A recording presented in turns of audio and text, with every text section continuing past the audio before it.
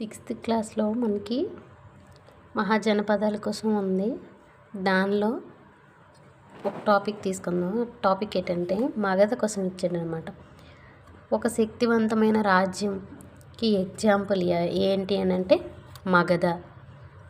Next గణరాజ్యానికి example ఏంటి అని అంటాడు. ఏంటి అంటే వజ్జి అని. ఫస్ట్ ఈ శక్తివంతమైన రాజ్యమైన మగధ కోసం మనం ఫస్ట్ తెలుసుకుందాం. ఇంత ఇన్ఫర్మేషన్ ఉంది కదా, ఇన్ఫర్మేషన్ని మనకి గుర్తుండేటట్టుగా మనము సింపుల్గా ఒక పేపర్ పైన కలర్ పెన్స్ ఏమైనా యూజ్ చేసుకొని ఇలా రాసుకుంటే మనకు బాగా గుర్తుంటుంది అనమాట. దీనిలో ఏమన్నాడంటే మగధ అనేది దేనికి ఏ నదికి ఇరువైపులా ఉంది అని బిట్టు అడుగుతాడు. ఏ నదికి ఇరువైపులా ఉంది? గంగా నదికి ఇరువైపులా ఉంది. ఇక్కడ ఒకసారి చూడండి, మగధ ఇది గంగా నదికి ఇరువైపులా ఉంది, విస్తరించి ఉంది.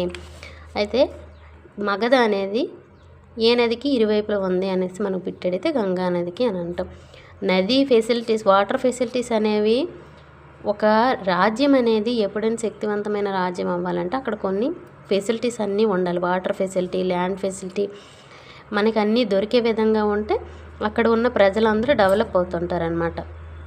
దానివల్ల దానికి కావాల్సిన అనుకూలమైన పరిస్థితులు ఏమేమి ఉన్నాయి అనేసి మనం ఇక్కడ చూసుకుంటే మగధకి అటువైపు ఇటువైపు నది ఉంది, వాటర్ ఫెసిలిటీ ఉంది. వాటర్ ఫెసిలిటీ ఉండేటప్పుడు మనకి ఏమవుతుంది? నదులు, భూములు అనేవి సారవంతం అవుతాయి. నెక్స్ట్ ఏమవుతాయి?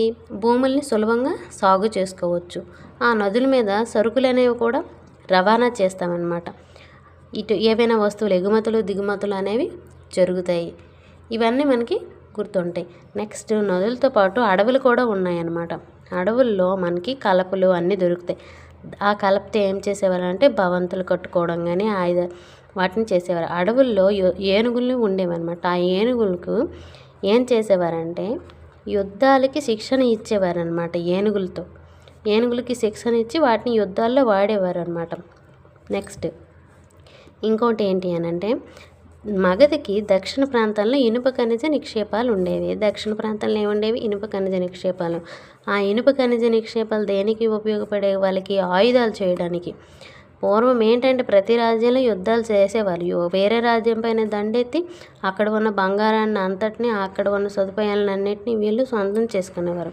అలాగ డెవలప్ అయ్యేవాళ్ళు అనమాట. వాళ్ళ యొక్క చిన్న రాజ్యాన్ని చాలా పెద్ద రాజ్యంగా, శక్తివంతమైన రాజ్యంగా చేసుకునేవారు.